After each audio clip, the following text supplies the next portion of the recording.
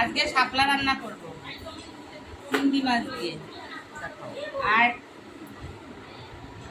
এই গাছে চাল কুমড়ো শাক এইটা দিয়েও চিংড়ি মাছ দেব করবো, আর মাছের ঝোল করবো।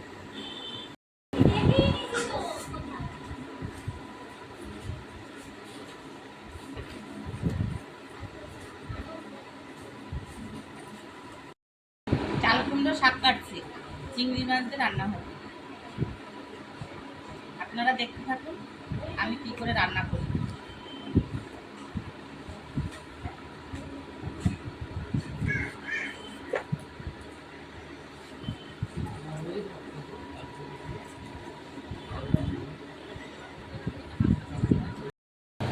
কুমড়ো শাক চিংড়ি মাছ দিয়ে ফলি মাছের ঝোল, পাতলা করে ফলি মাছের ঝোল রান্না করব।